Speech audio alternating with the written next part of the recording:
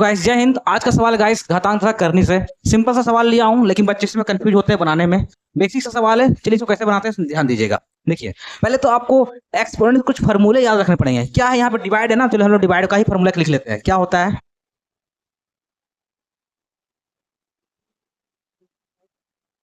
देखिए जब हमारा बेस सेम होता है और डिवाइड का साइन रहता है ना, तो पावर को क्या करते हैं, माइनस करते हैं। यहाँ पे सेम, यहाँ पे ध्यान दीजिएगा, यहाँ पे बेस आपका सेम है, दिख रहा है, नहीं है, ठीक है ना, नहीं है तो आपका ये फार्मूला अभी यूज नहीं होगा, लेकिन मैं लिखा हूं आगे इसका चलकर यूज होगा गाइस। ओके, अब देखिए यहाँ पे पावर में क्या है, माइनस दिया गया है, ठीक है ना। तो पावर में अगर माइनस दिया गया है, माइनस में कोई संख्या है तो इसको प्लस करना अगर होगा ना, तो क्या होते हैं, ध्यान दीजिए।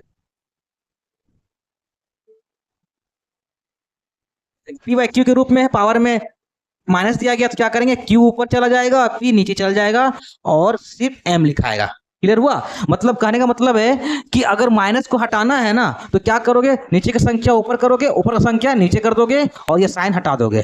ठीक है, ये आपका फॉर्मूला से आप समझ में पा रहे होगे कि अगर पी बाई क्यू के रूप में अगर पावर में माइनस है तो क्या करेंगे, क्यू को ऊपर लिखते हैं, पी को नीचे लिखते हैं। तो यहाँ पे हमारा पी बाई क्यू के रूप में ही था, ठीक है ना। तो क्या हुआ, पावर घटाने के लिए हम लोग उसको उल्टा इन्वर्स कर दिए हैं। ठीक है, अगर आपको इसको और भी अच्छे तरीके से समझना है तो इसका मैंने फुल वीडियो बनाया है, आप मेरे यूट्यूब चैनल अट्रैक्ट एजुकेशन में जाएं, वहां विजिट करें, सारा कंसेप्ट आपको मिल जाएगा। ओके, चलिए इसको समझते हैं हम लोग। फिलहाल तो आप समझ पा रहे होंगे कि कैसे ये चीज आया है। ठीक है, डिवाइड का साइन देते हैं, ठीक है, फिर क्या है, इसको भी उल्टा कर देते हैं, तो भी इसका भी साइन क्या आएगा, हट जाएगा। क्लियर हो गया है ना। अब ध्यान दीजिएगा, यहाँ पे क्या है, थ्री का पावर, थ्री का क्या है, क्यूब है यहाँ पे, और यहाँ पे थ्री का स्क्वायर है, तो थ्री का क्यूब है, तो अगर थ्री का क्यूब करेंगे तो क्या होगा, थ्री इंटू थ्री होगा। ठीक है, यहाँ पे टू इंटू टू होगा डिवाइड, यहाँ पे क्या आएगा, थ्री इंटू थ्री आएगा, यहाँ फाइव इंटू फाइव आएगा। क्लियर हो गया। ठीक है, अब ध्यान दीजिए, थ्री थ्री जा नाइन, नाइन थ्री जा 27, टू टू जा फोर, फोर एट आया यहाँ पे। ठीक है, अब क्या होगा, यहाँ पे एक चीज ध्यान दीजिए, ये डिवाइड को अगर इनटू में बदलेंगे तो क्या करेंगे, ये संख्या ऊपर चला जाएगा, ये संख्या कहाँ आ जाएगा, नीचे आ जाएगा। तो फाइव फाइव 25, तो 25 को मैंने ऊपर लिख दिया, थ्री थ्री जा नाइन, तो नाइन हमारा नीचे आ गया। ठीक है, क्लियर हुआ। यहाँ पे